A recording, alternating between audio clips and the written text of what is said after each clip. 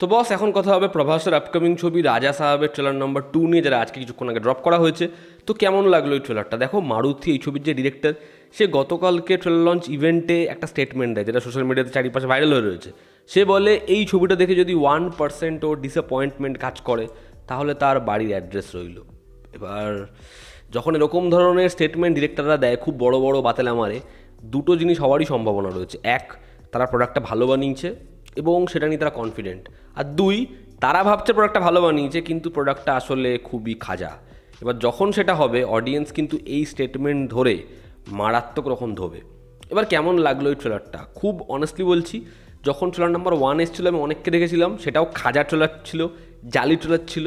ফ্যান্সদেরকে খুশি করার জন্য সেই ট্রেলারটাকে ভালো, মোটামুটি ডিসেন্ট সব বলছিল। কিন্তু ট্রেলার নাম্বার 1 মারাত্মক জালি ছিল। এবার যদি ট্রেলার নাম্বার 2 নিয়ে বলি, দেখো ট্রেলার নাম্বার 2 কিছু কিছু ডিপার্টমেন্টে ট্রেলার নাম্বার 1-এর থেকে বেটার। তার মানে কিন্তু এই নয়, মানে আমি আমার কথা বলছি, আমার কিন্তু ট্রেলারটা এমন মনে হয়নি যেটা একটা ভালো ট্রেলার, বা কিছু কিছু জায়গায় ট্রেলারটা হেভি করেছে। ট্রেলারটা এখনও খারাপের দিকেই। এই ট্রেলারটা মানে অ্যাভারেজ ট্রেলারও নয়, কিন্তু কিছু কিছু জিনিসপত্র তারা ইমপ্রুভ করেছে, এবং ওই 3 অ্যাক্ট্রেসের যে প্রেমলীলা, সেটাকে আপাতত এই ট্রেলার থেকে স্কিপ মেরেছে। এবং এখানে একটা সায়েন্টিফিক দিক নিয়ে তারা কথা বলেছে। এবার যদি সেটা থাকে গল্পের মধ্যে, সেটা একটা ইন্টারেস্টিং বিষয় হয়ে আসতে পারে। মোটামুটি ট্রেলার দেখে এটাই বোঝা যাচ্ছে, প্রভাসের যে ক্যারেক্টার, সে নিজে দিদার কাছে যাচ্ছে, যেখানে তার দিদা বা ঠাকুমা তাকে তার পূর্বপুরুষদের গল্প বহুবার বলেছে। এবার কোনো একটা ইনসিডেন্ট হয়, প্রভাস ভয় পায় বা কিছু হয়, যে কারণে সেই মহলে যাচ্ছে, মায়া মহলে। সেই মহলে যাওয়া মানে সেখানে সে আটকা পড়বে। তার যে দাদু, সে কোনো এক ক্ষমতাবান, যেখানে সে মানুষকে এরকমভাবে টর্চার করে মজা পায়, এর বাইরে কেউ বেরোতে পারবে না। এবার প্রভাসের ক্যারেক্টারটাকে ইনফরমেশনগুলো দিচ্ছে বোমান ইরানি, যেখানে সে নিজের সাবকনসিয়াস মাইন্ডে একটা প্যারালাল ওয়ার্ল্ড ক্রিয়েট করে তার দাদুকে জব্দ করতে পারে। এবার দেখার, এত কিছু যে বলছে সেগুলো কি আলটিমেটলি সম্ভব? এবার ট্রেলারে কী কী ভালো লেগেছে, এই যে এরকম একটা অ্যাঙ্গেল, যে একটা সায়েন্টিফিক উইন্ডো খুলছে, সেরকম জিনিসপত্র বলছে বোমান ইরানি ক্যারেক্টারটা, যেখানে এখানকার পেন্টিং থেকে শুরু করে যেরকম আর্কিটেকচার, সেই জিনিসপত্রগুলো নিয়ে যদি খেলা হয়, সেটা যদি আলটিমেটলি গল্পে সারপ্রাইজিং কিছু আনতে পারে, তাহলে সেটা ভালো হতে পারে। সেই টুকটাক জায়গা আমার একটু ইন্টারেস্টিং লেগেছে। এখানে তারা পয়সা খরচা করেছে, কিন্তু সেটা ভীষণ অ্যাট্রাকটিভ মনে হয়নি। প্রভাসকে কিছু কিছু জায়গায় বেটার লাগছে।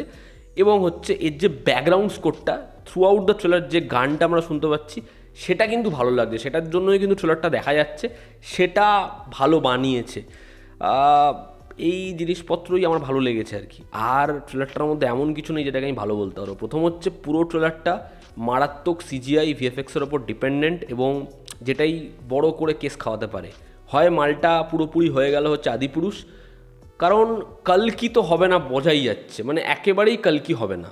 তার কারণ যে সিকোয়েন্সগুলো দেখাচ্ছে, একটা কুমিরের লেজ ধরে ঘুরিয়ে বাড়ি মারছে, মানে ওটা কি, ওটা হজম করা সম্ভব? কুয়োর মধ্যে কটা ক্রিয়েচার রয়েছে, তারা হামাগুড়ি দিয়ে উঠছে, রক্ত পড়ছে, জিভ বেরিয়ে যাচ্ছে, কি লাগছে দেখতে ওটা। তারপর হচ্ছে ফ্রেম থেকে একটা মাথা মুন্ডু বেরিয়ে গেল, চুল সমেত, কি জালি দেখতে, মানে খুব জঘন্য। আজকে আমরা রামায়ণ বা বারাণসীর ভিজুয়ালসের গ্লিমস দেখে ওই ছবির জন্য কী লেভেলে এক্সাইটেড, এবং প্রভাসের আগের ছবি কালকি, তার ভিজুয়ালস কী ছিল, সেখানে এখানে এত কোটি টাকা খরচা তো করা হয়েছে। ডিরেক্টর হয়তো অনেক কিছু দেখাতেও চাইছে, কিন্তু জিনিসটা খুবই কার্টুন কার্টুন লাগছে, জিনিসটা কখনোই কনভিনসিং মনে হচ্ছে না। এবং যা যা ডায়ালগস, ওই দাদাজি থেরে তোমারি দাদি এ থি, এই যে লাউড নেচার তেলেগু ছবির, সেগুলো হিন্দি ডাবিংয়ে যেরকমভাবে আসছে, সেগুলো ক্রিঞ্জ, একদম ক্রিঞ্জ। ট্রেলারটা এত বড় তো করেছে, এত জিনিসপত্র দেখাচ্ছে, ভিজুয়ালস এই ওই, কিন্তু না কমেডিটা সেরকমভাবে ওয়ার্ক করছে, না হররের কোনো জায়গা দেখে ভয় পাচ্ছি। হ্যাঁ, এটা ফ্যান্টাসি জনরা, তারা একটা বিশাল বড় জায়েন্ট ক্রিয়েট করেছে, অনেক কিছু জিনিসপত্র করেছে, তবে সেগুলো খুব বেশি যে ওয়ার্ক করছে এটা বলা যাবে না। এবার জানি প্রভাসের ফ্যান্স রয়েছে হিউজ, তারা প্রথম থেকেই এমন কমেন্ট বক্সে আগুন লাগাবে যে মোটামুটি জব্দ হয়ে যেতে হয়। তবে আপাতত বিষয়টা আমার একদম অনেস্টি দিয়ে বলছি, খুব একটা বেশি ভালো লাগছে না। হ্যাঁ, আগের থেকে একটু বেটার, তবে সেটা যে ভীষণ ভালো হয়ে গেছে এমন কিন্তু নয়। এবং ট্রেলারের শেষের যে শটটা, যে প্রভাস সে জোকার হয়েছে, প্রভাস জোকার, সে হাতুড়ি দিয়ে কিছুটা ঠুকছে, শটটা যদি তুমি নর্মালি দেখো ঠিক আছে, ব্যাকগ্রাউন্ডে ওটা কী, ক্যাপ্টেন আমেরিকার শিল্ড, এবার সে জোকার, পিছনে শিল্ড, মানে ডিসি মার্ভেল কি ভাই। এবার দেখার এটার কোনো পোক্ত রিজন আছে কি না, না প্রভাসের ক্যারেক্টারটি সব থেকে বড় সুপার হিরো, হতেই পারে। এবার প্রভাসের যে দাদুর লুকটা, মানে ওল্ড যে লুকটা, সেটা দেখে আপাতত ভাবছিলাম আমরা প্রভাসের দাদু বা বাবার ক্যারেক্টারও করছে প্রভাসের ডুয়াল রোল। তবে আমার মনে হয় না আপাতত ট্রেলারটা দেখার পর ওরকম কিছু হবে। মেবি প্রভাস নিজের সাবকনসিয়াস মাইন্ডে নিজের এরকম একটা গেট আপ রেডি করেছে নিজের দাদুকে জব্দ করার জন্য। এবার তার যে স্টাইল ফাইল আছে, ওই সিগার ফিগার নেওয়া, উল্টো হয়ে ঘোরা, ওটা একটু বেটার লাগছে। এবার দেখার পুরো জিনিসটা কেমন কি হয়। তবে আপাতত আমার মনে হচ্ছে এই ছবিটা এত কিছু করতে গিয়ে হয় ভালো হবে, যেটা চান্স কম, আর না হলে খুব জালি, খুব ঘেটে যাওয়া কিছু হতে পারে। দেখার কি হয়। তবে আপাতত এই ট্রেলারটা আমার জন্য যে ওয়ার্ক করেছে আমি বলতে পারবো না। ট্রেলারটা আপাতত খারাপের দিকেই। তবে হ্যাঁ, ট্রেলার নাম্বার 1 যতটা ক্রিন ছিল, যতটা খিল্লি ছিল, যতটা বাজে ছিল, তার থেকে একটু বেটার।